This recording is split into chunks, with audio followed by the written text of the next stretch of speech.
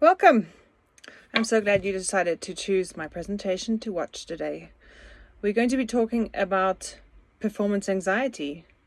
Likely you chose this video to watch because you might have been struggling with it yourself and you're trying to find other ways to deal with it. Something that works. Anything that works, right? So when I was asked to present a topic on this convention, I had to think about what is the thing about my playing that makes me the most proud? And hands down, the performance anxiety that I had and that I've overcome, which I now don't really have anymore, is a huge thing for me. And I'm very proud of what I was able to accomplish there. So I'm going to share with you the 3 things that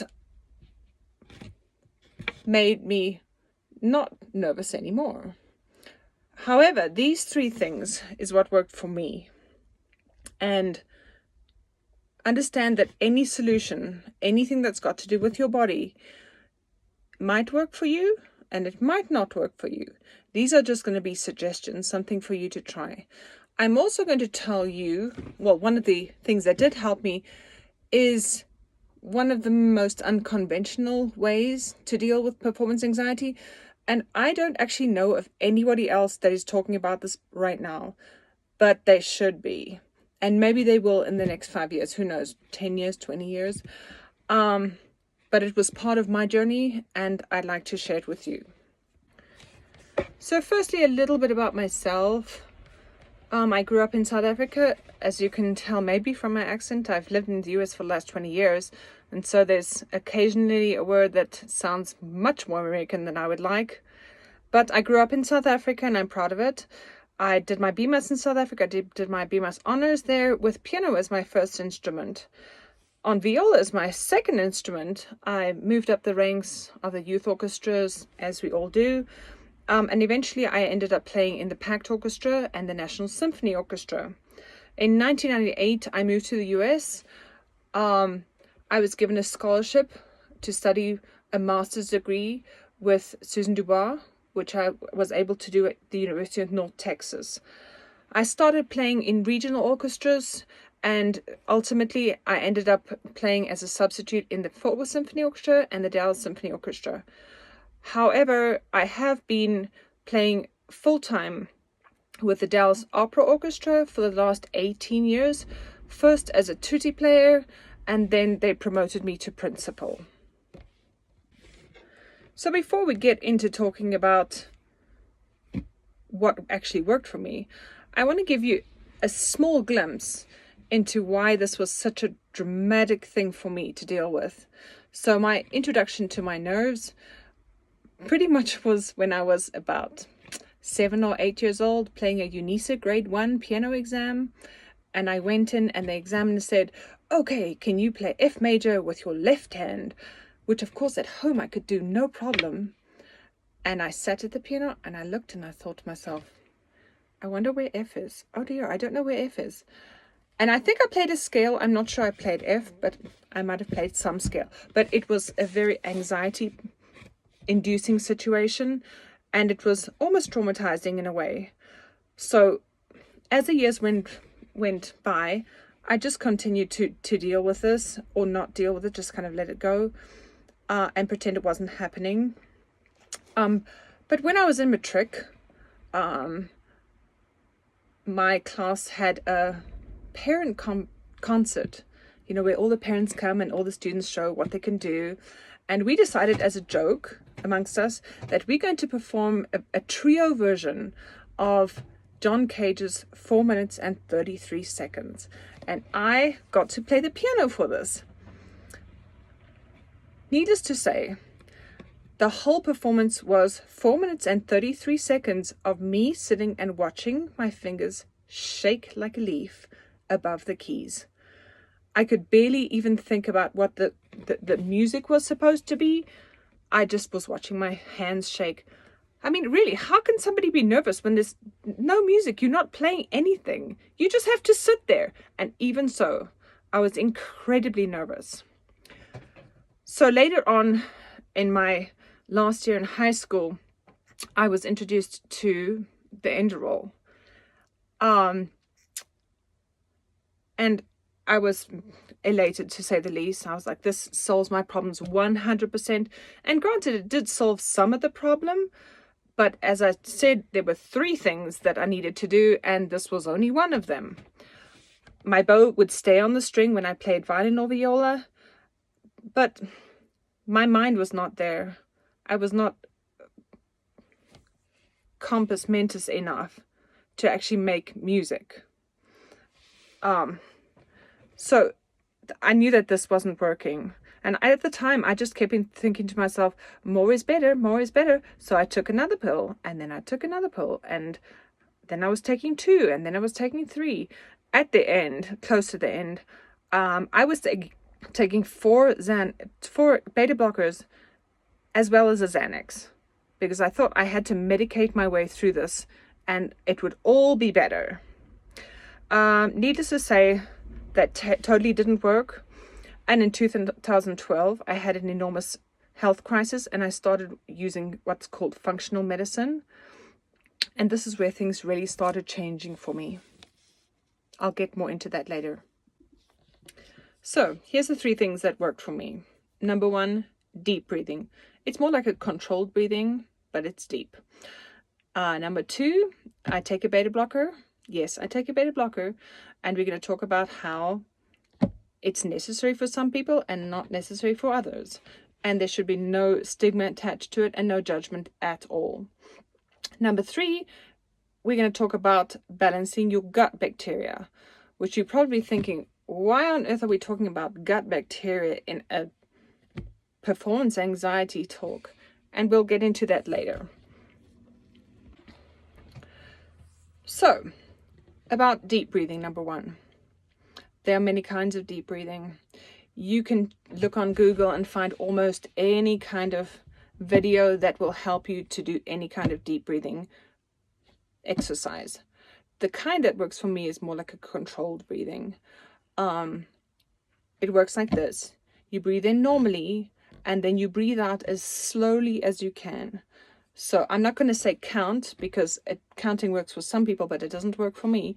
And it changes. So you can't say breathe out for 20 seconds when in the first couple of breaths that might be impossible. But at the end, that's very easy. So you breathe in normally and breathe out and slowly. And then the breath out is like you're breathing out, you're blowing out a candle, but just very, very, very slowly with a very, very gentle breath. Like, and you breathe out until your lungs are completely empty. And then you're going to feel like, oh my goodness, I really have to take a breath in. I really have to take a breath in. And that is exactly what you want. You want to create like a breath hunger in your brain. And that makes your brain calm down. It's a surprising thing that happens, but it works very well. I live about an hour, maybe sometimes an hour and a half away from my job. So when I drive to work, I do this deep breathing in the car. There's no need to concentrate like meditation where you have to concentrate your in-breath and your out-breath. No, I do this while I'm driving down the highway, literally.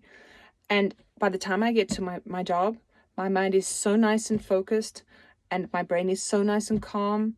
It really works wonderfully, wonderfully for me. And I would highly encourage you to try some type of controlled breathing or meditative breathing, anything. There's lots of doctors that are talking about how this can be helpful for many other things besides performance anxiety, but it is definitely one of the 3 things that without that tripod of support that I give myself going into my job, I wouldn't be able to do it. So I do it for a drive of an hour, and I use about 30 minutes of my time in the car to do this continuously. Now, you might not need 30 minutes of deep breathing to get your brain to calm down nicely, but I would say try to experiment. Maybe start with 10 minutes. I don't think 5 minutes is going to do very much. Start with 10 minutes and then move up in 5 minutes increments until you realize that at the end of it, your brain feels very nice and calm. When you have a self-awareness, you will be able to notice, is my brain calm, or am I still feeling really erratic, or am I still feeling really irritated? I would say that However, though, if you need 45 minutes, maybe 15 minutes or something to get your brain to calm down, I'm not sure that this controlled breathing would be the one for you, and I would encourage you to look for a different kind of breathing to get your brain to calm down. It shouldn't take that long. Okay, now we're going to talk about my favorite performance anxiety topic, beta blockers. Yes, I take one. I don't have any shame taking it. I don't have any shame for if anybody knows that I take one. That's fine too. I just want to neutralize this judgment that we have in the music world. Well, oh, so-and-so takes a beta blocker. Cheating. It's not cheating at all. Your beta blocker is not going to practice for you. It's not going to make you suddenly magically be able to do stuff on the stage that you were not able to do in the practice room. It just takes the tremors away. So in other words, it takes the shaking, the uncontrollable shaking that you have, that I had in my hands, or that I have in my hands when I'm nervous. That is gone. Modern medicine is wonderful. Let's use it, right? Understand, this is one of those things that may or may not work for you. If you have these tremors and it's a problem, this likely will work for you. If you don't really have the tremors and you'd rather have stiff muscles, it's not going to relax your muscles at all. It's only going to take the tremors away. So also what you need to know about the enderal drug is that you have to get it from a doctor. You have to get it by prescription. And most doctors are fine to write you a prescription if you explain to them that your career pretty much depends on you having stable and calm hands. They put you on a very, very low dose, and there's not many side effects. However, there could be some side effects because most medicine do have side effects. And if there are those side effects, you want to be able to share those with your doctor, because it'll give your doctor a better overview of your overall health. Next, we're going to talk about what has hands down worked the absolute best for me, a balanced gut microbiome. What is your gut microbiome? These are the trillions, I mean literally trillions of bacteria that live in your gut, which you get from your mother when you are born. This is why some people have severe anxiety and some people have nothing. What you might not know is that your brain and your gut are directly connected. It's like a superhighway of information that goes two ways. Your brain goes to your gut, and your gut goes to your brain. So you know that feeling when you're just thinking about something that makes you nervous and your stomach starts going, ooh, I don't feel so good, right? Or you're thinking about standing on a ledge and you've got fear of heights, or you're playing a video game. That was my favorite. Play a video game and your character goes onto the edge, and my stomach would literally flip over just from watching that. It wasn't me in real life, but I would still be anxious watching it. And it's when you get butterflies from getting nervous. Some people actually have a series of severe vomiting just before they go play their performance, just from performance anxiety. They didn't eat anything bad. There wasn't that. They just feel anxious. That is your brain talking to your gut saying, this is uncomfortable, do something, and then you vomit. Doctors call this the gut-brain axis. So right now, I have to put up a big alert sign. We're going to do a dive into the gut biome. And we're going to be discussing the thing that your body does with absolutely no instruction from the brain. And that's namely pooping. If you have a problem with this, some people do, some people don't, please turn your video off. We might get into a little bit more detail than you're comfortable with. So through my journey through functional medicine, I have become extraordinarily comfortable talking about pooping, which I know this is a really weird topic and probably makes you cringe just even watching this video. But if you stick with me, you'll see why it becomes so important. So by now, you're probably wondering, what is a balanced gut biome? But more importantly, do I have one or don't I have one? Yeah, that's always the $1 million question, right? So what is a gut biome? The gut biome is the bacteria and also the fungi, there's funguses, and viruses that live in your gut. These all have to be in the exact correct ratio for your body. And each person's body is different. So you cannot say you have to have a certain amount of this and a certain amount of that. That's not how it works. But things have to be balanced. Like you can't have an extraordinary amount of bad bacteria or pathogenic bacteria and then have no good bacteria to fight off that bad bacteria. That'll give you an imbalanced gut bacteria for sure. So let's talk about what the symptoms of an imbalanced gut bacteria are. So number one, likely you're going to be super gassy, like you're going to fart a lot, which is of course hilarious as a kid, right? But as an adult, it gets a little bit more serious, and it's up to a certain point. It's a sign of health. But beyond that, it's a sign of that your gut bacteria are not working for you. The second thing that would be a sign of an imbalanced gut bacteria is that you poop maybe once a week and it's really hard and it takes like 45 minutes maybe. That is cause for concern, and that probably does mean that your gut bacteria are not working in your favor. The other thing is that if you notice any signs of undigested food in your poop, that probably means that you're not digesting your food, getting energy from your food, all those things. Again, unbalanced gut bacteria. The more random signs, or the more less obvious signs that your gut is not working for you, are things like you have difficulty sleeping, or you just can't stay asleep, or you can't fall asleep, things like that. And another one that is quite rampant is when you have on the back of your arm here, you have little bumps or pimples, things like that. Even though they're not really pimples, they're bumps, and you can feel them and you feel like you want to scratch them off. That's a sign that you probably have an imbalanced gut bacteria. Now we're going to talk about the signs of a balanced gut bacteria. Number one, you digest all your food. So your poop comes out like a snake, like the poop emoji. That's why the poop emoji comes out like it is, right? And it also doesn't stink too bad. You will pass gas maybe once, twice a day, and you don't have any bloating, which is very comfortable.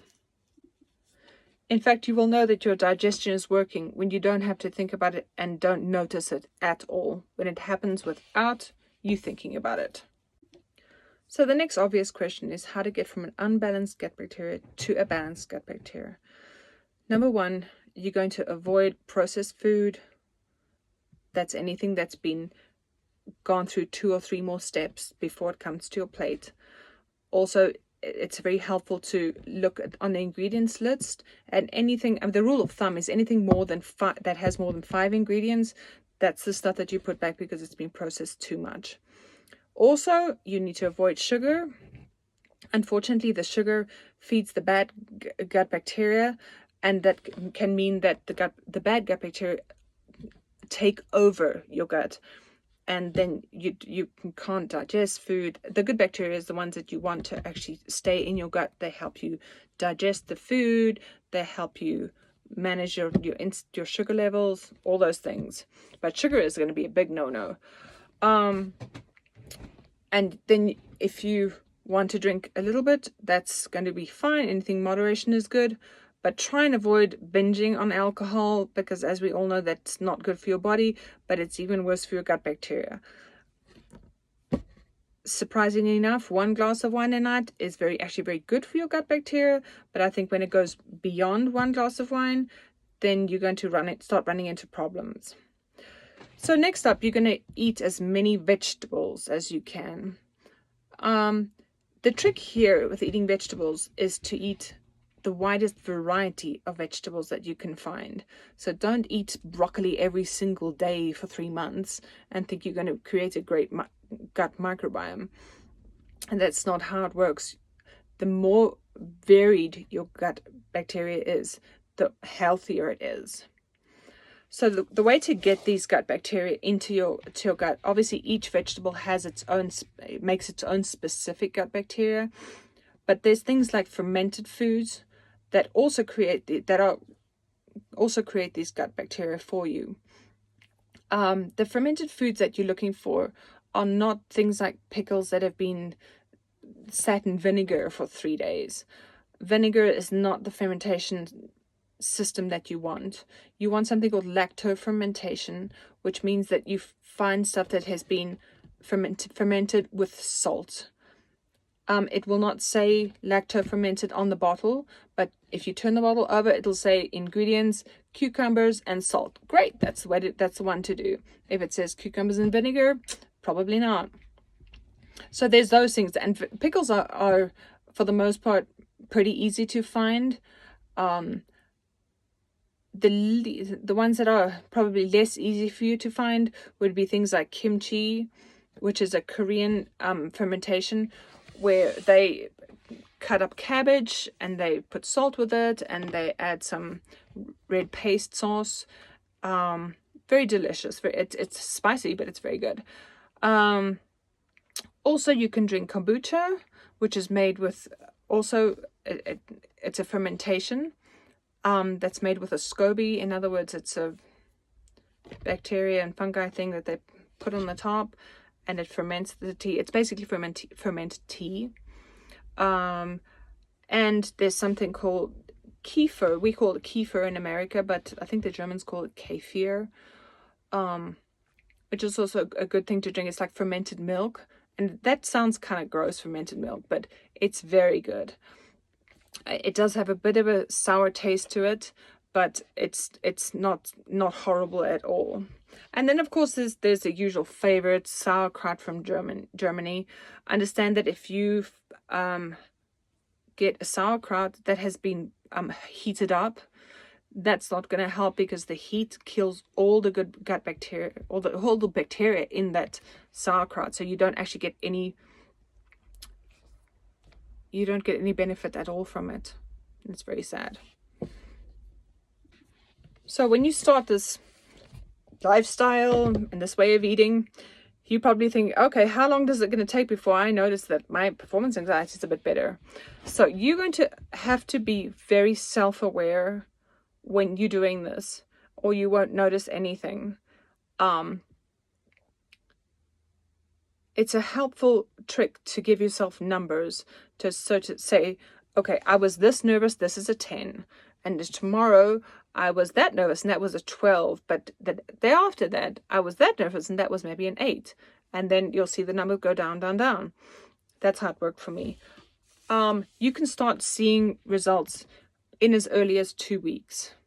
It's not a super quick fix. It's not like taking a pill, but it's also not a 3-year journey where you have to, climb into the Himalayas and meditate for 7 hours. So that's good. The results for me were astonishing. I now only take 1 beta blocker, and I have no issues keeping my concentration. So again, to wrap up, the 3 things that work for me are controlled breathing, 1 beta blocker, and a balanced gut microbiome. Thank you for watching my presentation. If you have any questions, feel free to direct message me in the chat box here.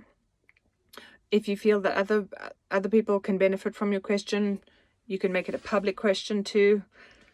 Thank you. It's been very fun. I know it's very unconventional things I'm talking about, but I think it's going to become mainstream here pretty soon. It's been fun. I look forward to answering your questions. Thank you.